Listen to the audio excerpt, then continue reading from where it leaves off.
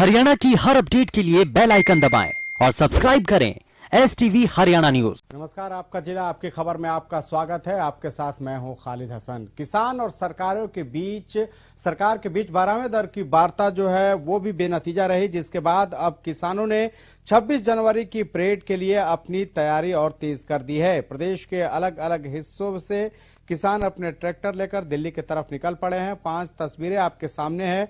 पिहोवा, कालानौर, इंद्री, चंडीगढ़ और अंबाला, जहां से किसान अपने ट्रैक्टर को लेकर दिल्ली के लिए रवाना हो चुके हैं।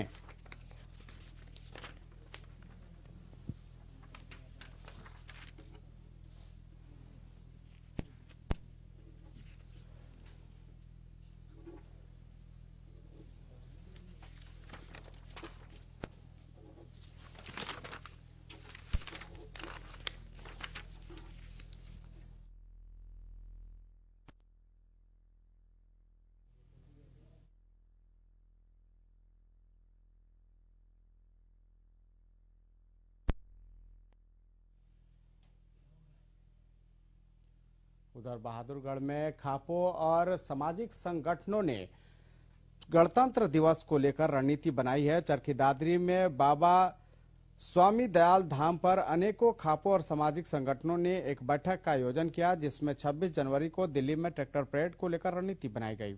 फोगाट 19 खाप के प्रधान बलवंत ने बताया कि गांव स्तर पर लोगों की ड्यूटी लगा दी गई है और गांव से ट्रैक्टरों में किसान अपना पूरा बंदोबस्त करके 25 को दिल्ली के लिए कूच करेंगे।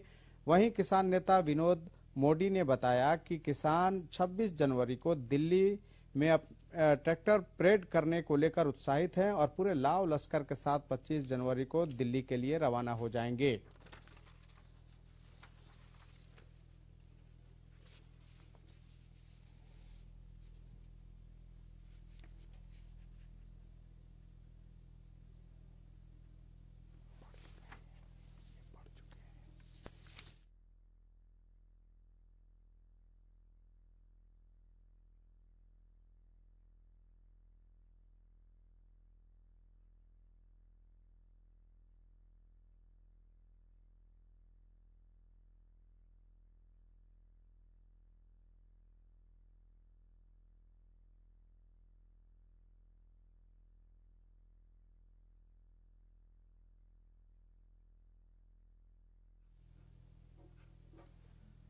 चरखी दादरी में बाबा स्वामी दयाल धाम पर अनेकों खापो और सामाजिक संगठनों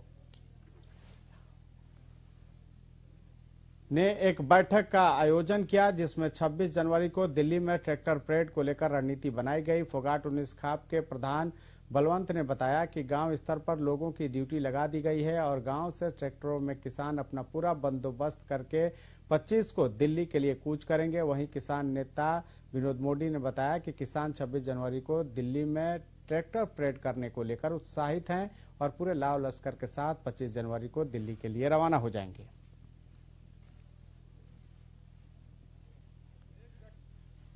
और आज की जो मीटिंग हमने बुलाई थी 25 तारीख की, वो ना आज 22 तारीख को जो मीटिंग बुलाई हमने 25 तारीख के सिलसिले में बुलाई है मीटिंग। दिल्ली कूच का जो हमारा सिलसिला है उसके बारे में मीटिंग बुलाई है और सारे गांव हमारे आ रहे थे, इनकी जिम्मेवारी अभी नियुक्त कर दी गई है। 25 तारीख ने जैसे 17 तारीख को हमारी परेड थी दादरी जिले की, तो भाई हम तो इस 17 तारीख की परेड से भी मजबूती का काम करेंगे। उस दिन 25 तारीख को कूच करेंगे दिल्ली।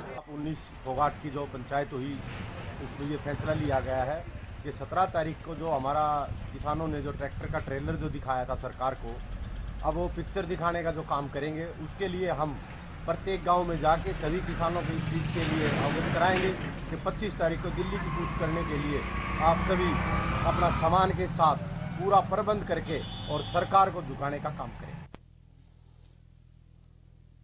गणतंत्र दिवस की तैयारियों को लेकर प्रशासन पूरी तरह से मुस्तैद है। फरीदाबाद में भी 26 जनवरी को लेकर रूट को डाइवर्ट किया गया है। पुलिस ने सिकरी गांव के नजदीक से रूट डाइवर्ट कर दिए हैं और सभी वाहनों को बाईपास रोड से निकाला जा रहा है।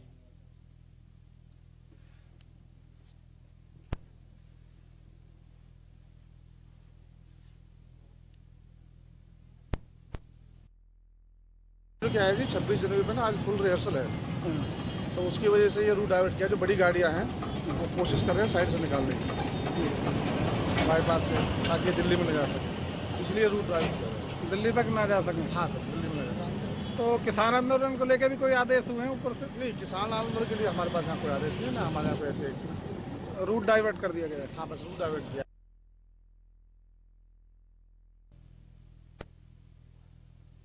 फतेहाबाद में किसानों ने राज्य मंत्री के 26 जनवरी के अवसर पर तिरंगा फहराने के कार्यक्रम का विरोध किया है। किसानों ने कहा है कि बीजेपी जेजेपी सरकार के मंत्री अगर कहीं भी ध्वजारोहण करने जाएंगे तो उनका किसान विरोध करेंगे। इसी को लेकर शनिवार को इस संबंध में बैठक भी हुई। जानकारी देते हुए फतेहाबाद किसान सभा के नेता भगवान पाल ने बताया कि किसानों ने साफ तौर पर प्रशासन को कहा है कि अगर कोई राज्य मंत्री 26 जनवरी को गणतंत्र दिवस कार्यक्रम में ध्वजारोहण करता है तो वो शांति भंग होने की गारंटी नहीं लेंगे।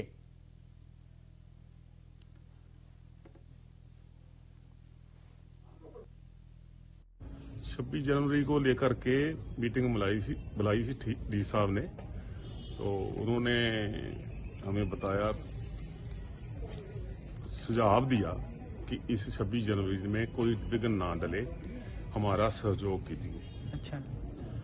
तो हमने उनको सुझाव दिया ये कि झंडा जो फहराने वाली बात है, हमारी लड़ाई किसी प्रशासन के खिलाफ नहीं है, किसी सरकार के खिलाफ नहीं है। हमारी लड़ाई उन नेताओं के खिलाफ है जो कुर्सी पे बैठे हुए उस कुर्सी का दुरुपयोग कर रहे हैं। इसलिए यदि कोई नेता बीजेपी का और जेजेपी का झंडा फहराने नहीं आता तो जिले की अमन शांति बनी रहेगी।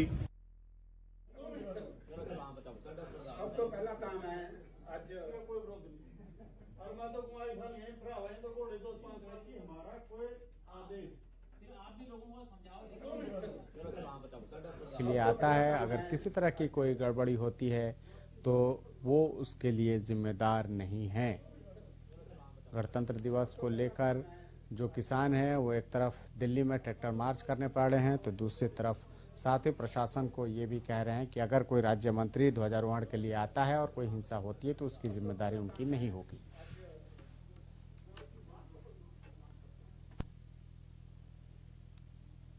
उधर पूर्व मुख्यमंत्री भूपेंद्र सिंह हुड्डा ने आज रोहतक स्थित अपने आवास पर पत्रकारों से बातचीत करते हुए बीजेपी सरकार पर जमकर हमले किए। हुड्डा ने सरकार पर निशाना साधते हुए कहा कि सरकार हर फैसला जन विरोधी ले रही है, जिससे प्रदेश का हर वर्ग परेशान है। उन्होंने कहा कि किसानों को किसी भी प्रकार के आंदोलन में हिंसा का सहारा नहीं लेना चाहिए, क्योंकि हर एक लड़ाई अहिंसक तरीके से जीती जाती है। साथ ही पूर्व सीएम ने वादा किया कि प्रदेश में कांग्रेस की सरकार आने पर अपनी जान गंवाने वाले किसानों को मुआवजा और सरकारी नौकरी दी जाएगी।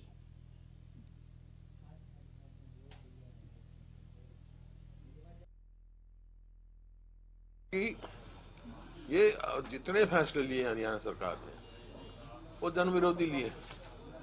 किसान तो परेशान है ही, बेरोजगारी इतनी बढ़ रही है, और अब और जो एक ढकोसला किया था इन्होंने कि 75% हरियाणा वासियों को प्राइवेट उसमें नौकरी मिलेगी, वो भी खोखला निकला, क्योंकि जो 15 साल की थी डोमिसाइल की कंडीशन वो घटाकर 5 साल कर दी। मैं तो कोई नहीं है, तो वो तो जांच का विषय है, इसको गहराई से जांच करना चाहिए। कोई ऐसा वकवा हो तो बड़ा नुकसान होने वाली बात है, बड़ा ध्यान से।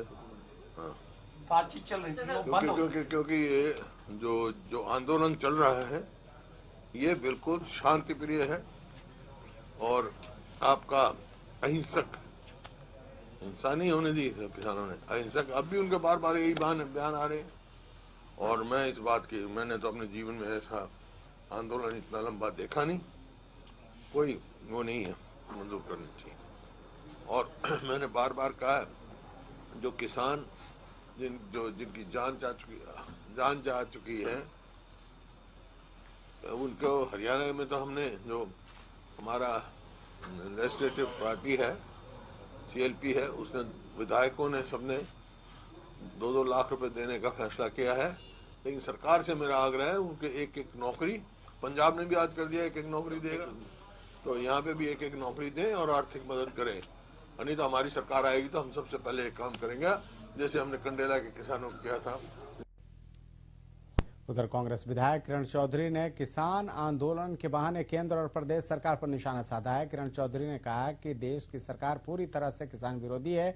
देश के महापुरुषों ने लंबे संघर्ष के बाद आजादी प्राप्त की थी, लेकिन आज देश का अन्नदाता 2 महीने से सड़कों पर है और सरकार हठधर्मिता पर अड़ी हुई है।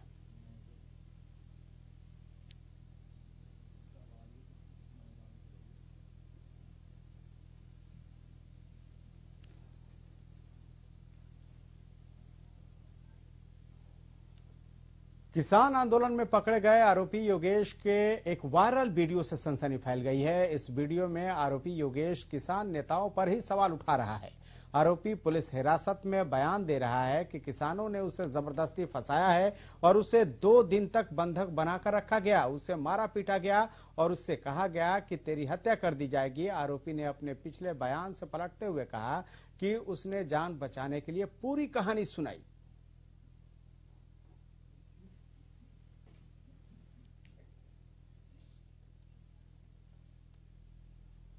मैं सोनीपत का योगेश सिंह 19 तारीख को मेरे मामा का लड़का हुआ था। मैं वहां पे गया था। मैं दिल्ली बस डीटीसी बस में आया था। डीटीसी बस में आया था और दिल्ली पुलिस ने मुझे वहां से पैदल नरेला से आगे भेजा था सर। 19 तारीख को शाम को 4:30 बजे मैं वहां पे कुंडली एरिया में जा रहा था, तो उन्होंने मुझे ये कहा, मैंने उनको सिर्फ इतना झूठ बोला कि यहाँ पे कोई लड़की छेड़ रहा है। हालांकि वहां कोई छेड़ रहा था। उनको ये लगा कि इन्होंने मुझे छेड़ा है, ये लड़की को छेड़ रहा है। उन्होंने मुझे लेके गए। उन्होंने फिर मुझे कैंप में ले जाके उन्होंने पहले मुझे मारा, काफी मारा, पैंट वैंट उतार के काफी मारा। फिर मुझे ट्रॉली में उल्टा लटका के बेल्टों से मारा। फिर उन्होंने अगले दिन उन्होंने मेरे से ये कहा, जो हम बोलेंगे वो करेगा। मैंने कहा ठीक है सर। फिर उन्होंने मुझे मारने के बाद फिर उन्होंने खाना वाना खिलाया। उन्होंने फिर ये कहा हम जैसे जैसे बोलेंगे वैसे वैसे तुझे बोलना है। फिर उन्होंने मुझे रात को मारने के बाद दारू पिलाई। उन्होंने फिर मेरे से वीडियो बना के फिर मुझे अगले दिन वहां पे बिठाया। ठीक है, उन्होंने बोला जैसे जैसे हम बैठेंगे। मेरे साथ 4 लड़के और पकड़े गए थे। एक का नाम सागर था और एक का नाम मुझे पता नहीं है। सागर ने मुझे ये कहा था कि यार मैंने कुछ कर भी नहीं रखा, तब भी मुझे मारे। वो जैसे ना जैसे करके भाग गया था। फिर अगले दिन जैसे मैं उठा, उन्होंने मुझे ये बताया कि हमने तो उसको मार दिया, अब तेरे को छूटना है नहीं छूटना। फिर उन्होंने मुझे ये कहा कि जैसा हम बोलेंगे वैसा करना है तुझे। फिर उन्होंने अगले दिन फिर मारा मुझे दारू पी के। अगले दिन फिर दूसरे जब लड़के को मारा, बोला कि जैसे ही इसको मार रहे हैं वैसे तेरे को मारेंगे अगर तूने जैसे हमको नहीं बोला। फिर मैंने उनको ये कहा, मैंने 112 नंबर पे भी कॉल मिलाई। मैंने उनको कहा कि मेरे को पुलिस के हवाले कर दो। उन्होंने बोला हम किसी के हवाले नहीं करेंगे। वहीं किसान आंदोलन में पकड़े गए संदिग्ध योगेश के पिता और भाई को भी पुलिस ने देर रात हिरासत में ले लिया। इससे पहले आरोपी योगेश की मां ने कहा कि रात 8:30 बजे योगेश ने उसको कॉल किया और दोस्तों के साथ होने की बात कही थी और घर नहीं आने की बात उसने कही थी। योगेश के नहीं लौटने पर उसके परिजनों ने सोनीपत सेक्टर 15 में शिकायत भी दर्ज कराई, लेकिन जैसे ही उनके बेटे के सिंघू बॉर्डर पर किसानों के पकड़ने और पुलिस को सौंपने की खबर आई, उनके होश उड़ गए। योगेश के पिता और भाई को हिरासत में लेने के बाद पुलिस ने उसकी मां दुर्गा को हिरासत में ले लिया। वहीं पड़ोस के एक दुकानदार विकास को भी पुलिस हिरासत में लेकर पूछताछ कर रही है। पुलिस वाले बोला ये भवन सिंह है, मन का हाँ जी, ये कमल है, मन का हाँ जी। बोला इनको वहाँ ले जा, हमारे साथ चलो। और वो गए वहाँ, वो आप तक वापस नहीं आए, कहाँ है क्या है हमारे। तो पुलिस ले गया, उसका योगेश नाम है। क्या काम करता था योगेश? काम नहीं करता था, खाली था।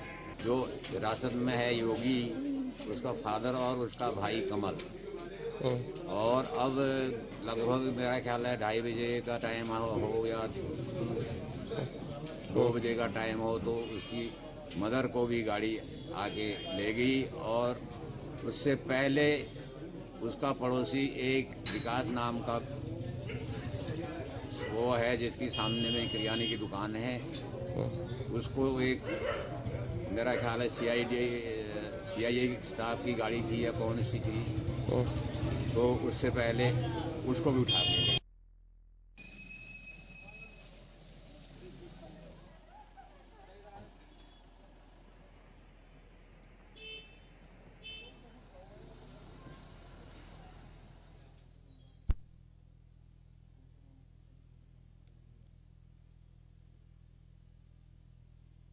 पलवल के ओटाहा चौक पर चल रहे किसानों का धरना स्थल पर 52वें दिन हवन यज्ञ कर नेताजी सुभाष चंद्र बोस की 125वीं जयंती मनाई गई। इस दौरान 24 घंटे की क्रमिक भूख हड़ताल पर बैठे किसानों ने हवन यज्ञ किया। सरकार से तीनों कृषि कानून वापस लेने की मांग की। एमएसपी पर लिखित में कानून बनाने की अपील भी की गई। किसानों ने कहा कि जब तक तीनों कानून वापस नहीं लिए जाएंगे और एमएसपी पर कानून नहीं बनाया जाता तब तक ये आंदोलन निरंतर तेजी के साथ जारी रहेगा। सभी किसानों ने संकल्प लिया कि 26 जनवरी को दिल्ली के अंदर किसानों की होने वाली परेड में शामिल होने के लिए भारी संख्या में लोग पहुंचेंगे।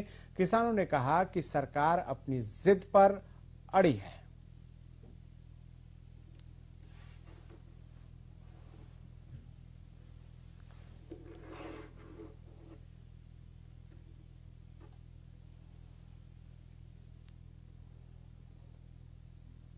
भारत पाकिस्तान युद्ध में शहीद हुए जवानों को नमन करने के उद्देश्य से दिल्ली से चली विजय दिवस मशाल शनिवार को सिरसा पहुंची। हिसार मिलिट्री स्टेशन से सेना अधिकारी और जवान विजय दिवस मशाल को लेकर सिरसा पहुंचे। सिरसा पहुंचने पर जिला सैनिक और अर्धसैनिक कल्याण विभाग के कल्याण अधिकारी कर्नल दीप डागर और उपायुक्त प्रदीप कुमार ने मशाल का स्वागत किया। इस अवसर पर जिला सैनिक बोर्ड परिसर में एक भव्य कार्यक्रम का आयोजन किया गया, जिसमें उपायुक्त प्रदीप कुमार ने इस कार्यक्रम में बतौर मुख्य अतिथि शिरकत की।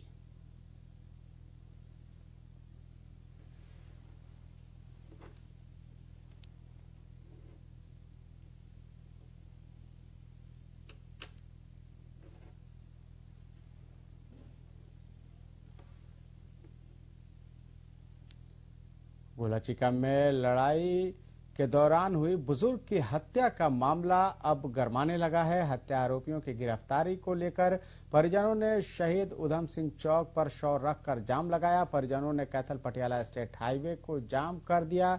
साथ ही परिजनों ने पुलिस पर हत्या आरोपियों का साथ देने का आरोप लगाया। स्थिति को काबू से बाहर देख डीएसपी भी मौके पर पहुंचे और आरोपियों को जल्द गिरफ्तार करने का आश्वासन दिया।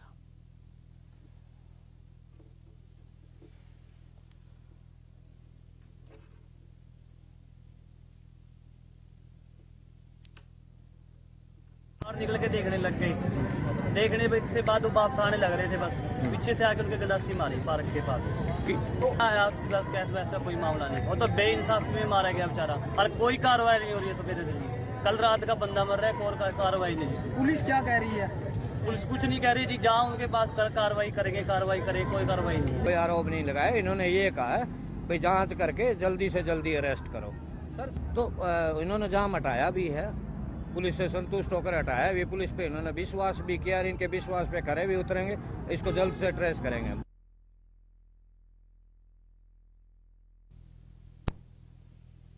उधर अंबाला कैंट बस स्टैंड पर उस वक्त बवाल हो गया जब आरटीए विभाग ने उन प्राइवेट बसों के चालान काट दिए जिनके कागजात पूरे थे, जिसको लेकर ट्रांसपोर्टरों में खासी नाराजगी देखने को मिली। ट्रांसपोर्टर ने वो दस्तावेज भी दिखाए जिनकी कमी दिखाकर आरटीए विभाग ने निजी बसों के चालान करते हुए उन्हें इंपाउंड कर दिया। नाराज ट्रांसपोर्टरों ने इसे सीधे सीधे गुंडागर्दी बताया। ट्रांसपोर्टरों का आरोप है कि जो बसें बिना टाइम टेबल के चलती हैं उन पर विभाग कोई ध्यान नहीं देता, जबकि उन्हें जानबूझकर तंग किया जाता है।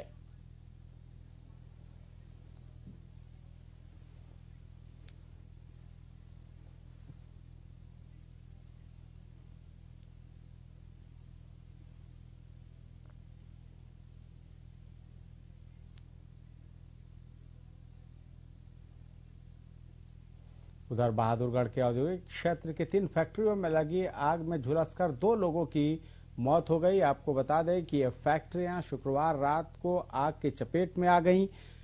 आग लगने की सूचना मिलते ही दमकल विभाग की गाड़ियां मौके पर पहुंची। बताया जा रहा है कि घटना के दौरान कुछ कर्मचारी फैक्ट्रियों में मौजूद थे, जिनमें से 2 की मौत हो गई। दोनों मृतक मूल रूप से बिहार के रहने वाले थे और आग लगने के दौरान एक दूसरे को बचाने की कोशिश में दोनों की मौत हो गई। बता दें कि शहर के आधुनिक औद्योगिक क्षेत्र के पार्ट बी में प्लॉट नंबर 1625 में शुक्रवार रात आग लग गई। जो आग लगी उस फैक्ट्रियों में, इसको लेकर दमकल विभाग की गाड़ियां भी मौके पर पहुंची। तीसरी फैक्ट्री में भी हेलमेट बनते थे। रबड़, गत्ता और केमिकल होने की वजह से आग तेजी से फैलती चली गई। अंदाजा लगाया जा रहा है कि आग की वजह से लाखों का नुकसान हुआ। बहरहाल आग लगने की वजहों की जांच चल रही है।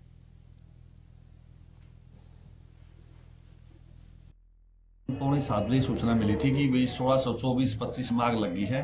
तुरंत फायर ब्रिगेड की गाड़ियां बुला ली गई थी और रात को ये आग पर काबू पा लिया गया तकरीबन 2 बजे तक। तो अभी तक आग ठंडी हुई है, सर्च कर रहे हैं। ये डाउट है कि 1625 है, उसके अंदर एक गणेश ठेकेदार था, एक उसका रिश्तेदार है अमर, वो लापता है, तो हो सकता है वो अंदर ही हो, तो उसी उसमें लग रहे हैं अभी छानबीन के लिए। 27 से हमारे पास फोन आया था शाम को 7 बजे की, ऐसे प्लॉट नंबर 1625 के पास आग लगी। हमने यहाँ पर आगे साइड पे आए, हमने देखा तो हमने आगे सप्लाई बंद करवा दिया अपनी। रात को एक बंदा प्लॉट नंबर 1626 से निकाल दिया गया था। सुबह आगे इंस्पेक्शन की तो अंदर आगे देखा कि 2 बंदे और मरे हुए पड़े हैं यहाँ पे।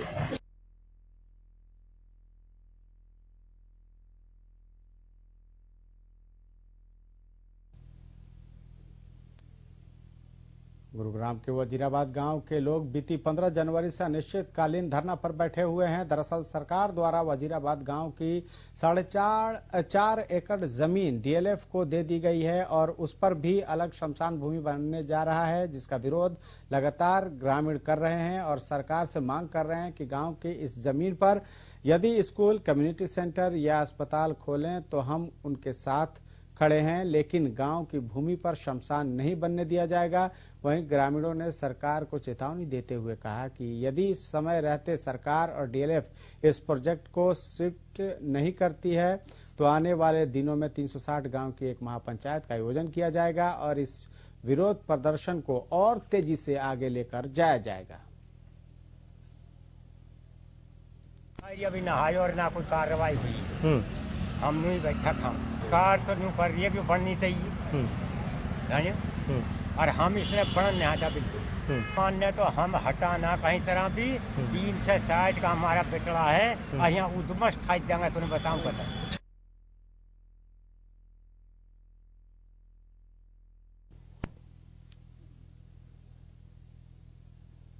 गोहाना में हर साल की तरह गणतंत्र दिवस को गौरवमय ढंग से मनाने के लिए गोहाना के देवीलाल स्टेडियम में प्रशासन द्वारा पिछले कई दिनों से तैयारियां की जा रही हैं। शनिवार को देवीलाल स्टेडियम में फुल ड्रेस रिहर्सल करवाई गई। निर्धारित कार्यक्रम के दौरान 26 जनवरी को मुख्य अतिथि का आगमन होगा और उसके बाद ध्वजारोहण कर राष्ट्रीय गान किया जाएगा, जिसको लेकर फुल ड्रेस रिहर्सल करवाई गई। रिहर्सल के दौरान गोहाना के तहसीलदार रोशन लाल ने मुख्य अतिथि के तौर पर पहुंचकर ठीक 9:58 पर ध्वजारोहण कर परेड की सलामी ली। इस दौरान अलग अलग स्कूलों से आए बच्चों ने मास पीटी परेड में भाग लिया। इस बार कोविड को देखते हुए सभी सांस्कृतिक कार्यक्रमों को रद्द कर दिया गया है। 26 जनवरी की जो तैयारियां हैं बहुत अच्छी प्रकार से की गई हैं। कोविड को ध्यान में रखते हुए केवल परेड ही होगी, बाकी जो संगीत के कार्यक्रम थे वह कोविड को देखते हुए स्थगित कर दिए हैं सरकार द्वारा। बाकी हमारी 26 जनवरी की तैयारियां बहुत अच्छी प्रकार से हो चुकी हैं। आज हमने परेड निरीक्षण किया है और इसको बहुत धूमधाम से हम 26 जनवरी को कोविड की हिदायतों के अनुसार ध्यान में रखते हुए मनाएंगे। सभी जो कोविड-19 की गाइडलाइंस के अनुसार सांस्कृतिक कार्यक्रम स्थगित कर दिए गए। इस कार्यक्रम में केवल मास पीटी के 5 स्कूलों से आए हुए छात्र छात्राएं भाग लेंगी और एनसीसी की टुकड़ियां परेड के लिए भाग लेंगी। और कार्यक्रम में जो कि हमारे स्वतंत्रता सेनानी हैं या शहीद परिवारों को सम्मानित किया जाएगा और साथ में जो भी कोविड के दौरान उत्कृष्ट कार्यक्रम जिन्होंने अधिकारी कर्मचारियों ने किया है, सेवाएं दी हैं, उनको उपमंडल अधिकारी महोदय अपने कर कमलों द्वारा सम्मानित करेंगे और बड़ी धूमधाम के साथ गणतंत्र दिवस का ये कार्यक्रम यहाँ देव